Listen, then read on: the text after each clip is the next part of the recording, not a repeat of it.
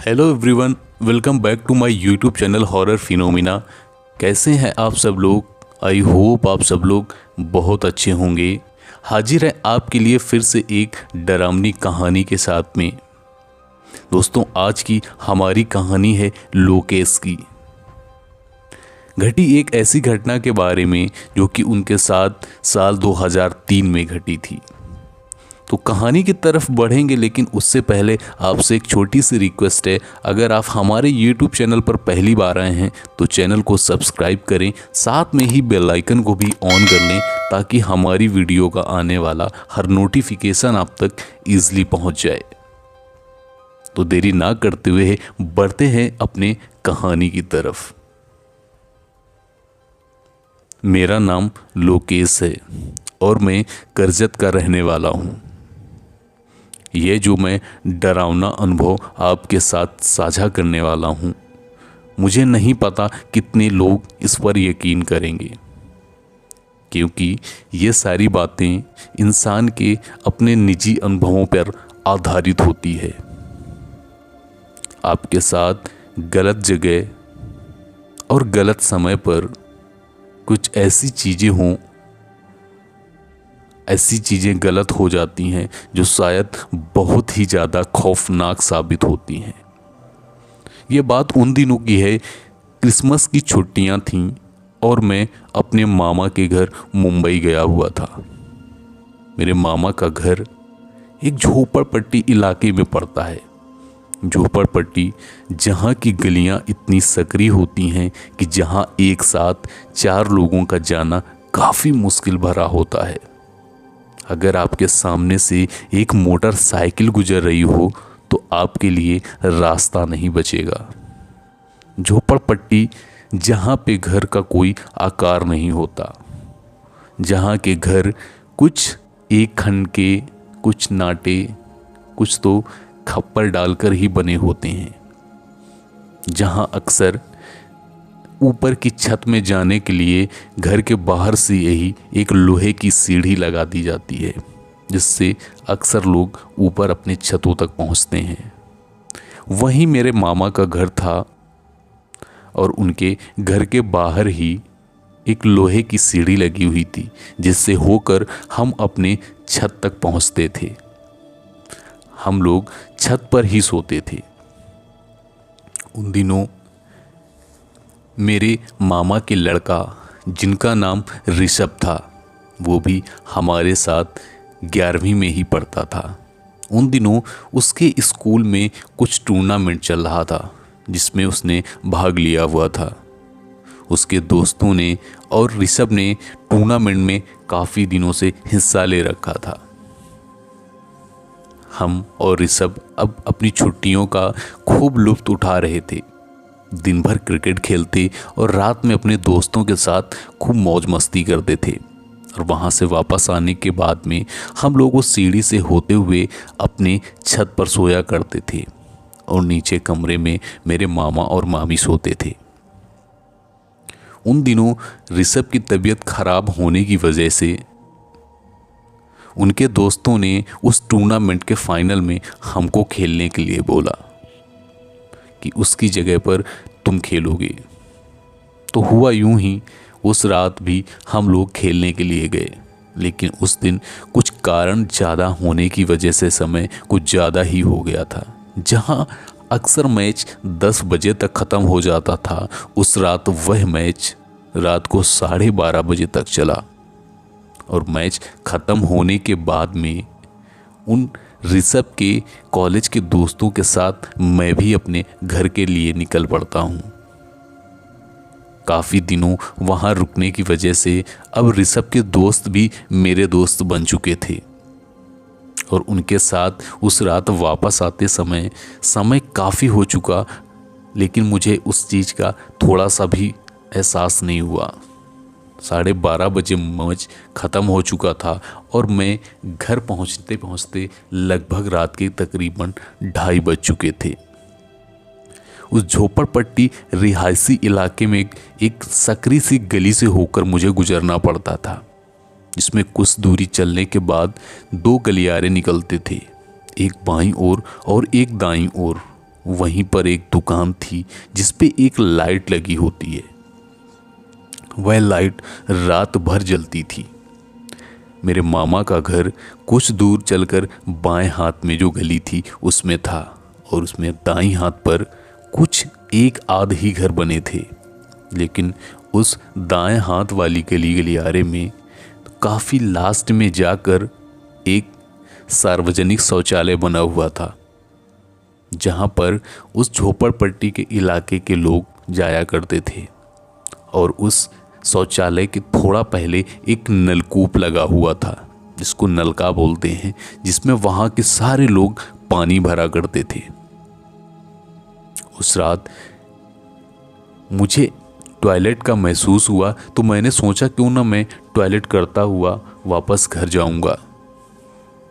लेकिन उस दुकान में लाइट जो लगी थी उसकी रोशनी शौचालय तक बहुत कम ही पहुंच पाती थी, क्योंकि उससे दूरी उसकी थोड़ी सी ज़्यादा थी। मैंने फैसला किया कि मैं टॉयलेट करता हुआ जाऊंगा। मैं जैसे ही उस गलियारे में थोड़ा आगे बढ़ा ही था कि मुझे ऐसा महसूस हुआ जैसे कोई कपड़ा धुल रहा हो, लेकिन मुझे दूर से अभी कुछ नहीं दिखाई दे रहा था, फिर महसूस हो रहा था। जैसे ही मैं फिर से पहुंचा, मुझे ऐसा महसूस हुआ कि रात के 2:30 बजे वहाँ कोई औरत कपड़े धुल रही थी। लेकिन परेशानी की बात यह थी कि उतनी रात में तो पानी आता ही नहीं था। फिर मैंने जैसे ही कुछ कदम आगे बढ़ाए, मुझे उसका रोना भी सुनाई दिया। जैसे ही मैं उसके करीब गया तो वह रोते रोते कपड़े बस धुले जा रही थी।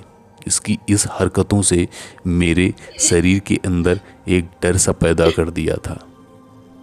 लेकिन पता नहीं क्या, मुझे शायद उस रात टॉयलेट ज़्यादा तेज़ लगी थी, इसलिए मैं धीरे से उस गलियारे के किनारे को पकड़ते हुए आगे की तरफ बढ़ता जा रहा था और अपनी तिरछी निगाहों से उस औरत को देखता जा रहा था कि जैसे ही मैं उस नलके के सामने पहुंचा ही था कि अचानक वह औरत उठकर खड़ी हो गई। इसकी इस हरकत ने मेरे अंदर डर की एक बहुत तेजी सी लहर दौड़ा दी थी, और मैंने अपने जल्दी से कदम बढ़ाते हुए भागते हुए मैं उस शौचालय तक पहुंचा और वहां उसका दरवाज़ा बंद कर लिया। मुझे महसूस नहीं हो रहा था कि शायद ये होगा कौन। मुझे ऐसा लगा जैसे वो शायद मुझे कोई पागल लग रही थी। मैंने दरवाज़ा बंद करके रखा और उस शौचालय में बाहर एक पीला बल्ब लगा हुआ था, जिसकी रोशनी उस लकड़ी के दरवाजे के अंदर थोड़ी थोड़ी पहुंच रही थी। मुझे वहां पर अब बहुत तेज डर लग रहा था। मैं अपने आप को ही फिर कोसे जा रहा था कि मैं क्यों ही यहाँ पे आया था। लेकिन कुछ देर वहाँ खड़े रहने के बाद में मुझे ऐसा लगा कि शायद अभी बाहर सब शांत हो चुका है। लेकिन धीरे से मैंने उस शौचालय का दरवाज़ा खोला कि शायद उस औरत को मैं देख पाऊँ। मैंने दरवाज़ा थोड़ा खोला ही था कि मुझे बाहर का माहौल एकदम शांत महसूस हुआ, जिससे मैं झट से निकलकर उस शौचालय से बाहर आके उसके दीवार के पीछे छुप गया और मैं वापस दीवार से निकलकर झांक ले रहा था कि वो औरत अभी बाहर गई, निकल गई या नहीं। लेकिन दोस्तों, उस समय हमने कुछ ऐसा देखा, इतना खौफनाक देखा कि जिसके बाद शरीर में डर ही डर भर गया। मैंने देखा वह औरत अब मेरा ही जैसे मानो इंतजार कर रही हो, शौचालय की तरफ मुंह करके खड़ी थी। हालांकि उसकी रोशनी ज़्यादा वहाँ तक नहीं पहुँच पाती, इसलिए उसका चेहरा तो मुझे नहीं दिख रहा था, लेकिन उसका आकार जरूर महसूस हो रहा था। उसकी आंखें सफ़ेद थीं और वो नीचे को सर करके खड़ी हुई थी। यह सब देखने के बाद में मेरी एक जोर से चीख निकल जाती है और मैं मदद के लिए चिल्लाने लगता हूँ। इतना सुनने के बाद में वो औरत पता नहीं क्यों सामने के एक घर में घुस जाती है। लेकिन हैरानी की बात तो यह देखकर हुई मुझे कि उस घर का दरवाज़ा बंद था। मैं किसी भी तरीके भागता हुआ अपने मामा के घर की तरफ भागा और घर पहुंचने के बाद मैं ज़ोर ज़ोर से सिर्फ दरवाजे पीटे जा रहा था। कुछ देर बाद मेरे मामा ने दरवाज़ा खोला। मेरी हालत देखकर तो वह खुद ही डर गए थे और उन्होंने मुझसे पूछा, क्या हुआ, तुमको किसी ने मारा है क्या? लेकिन उनकी किसी भी बात का मेरे पास कोई जवाब नहीं था। लेकिन उन्होंने जैसे ही मेरा हाथ पकड़ा, उनको महसूस हुआ कि मुझे बहुत तेज ही बुखार था। उन्होंने पास के ही सरकारी अस्पताल में मुझे लेकर गए, जहाँ पे डॉक्टर ने बोला कि इसको भर्ती कर दो। मेरे मामा जी ने मुझे भर्ती कराया और दूसरे दिन सुबह ही गांव से मेरे मम्मी पापा पहुँचे। मम्मी पापा के पहुंचने के बाद मानो मेरे जान में जान आई और मैंने सारी घटना उस रात की अपनी मम्मी को बताई। जिसके बाद सुनने के बाद मेरे मामा ने मुझसे बताया कि इस घर में एक आदमी और उसकी वाइफ रहा करती थी। एक दिन किसी वजह से झगड़ा होने की वजह से वो अपने आदमी को चाकुओं से कूद कूद कर मार देती है। मारने के बाद उसके कपड़े धुल रही थी, वो नलके के पास और रोती जा रही थी। उसकी ये आवाज़ सुनने के बाद पड़ोस के लोग जब बाहर निकलते हैं तो देखने के बाद जो मंजर उन्होंने वहाँ निकलने के बाद में देखा, पूरे चौल में एक खामोशी सी छा गई थी।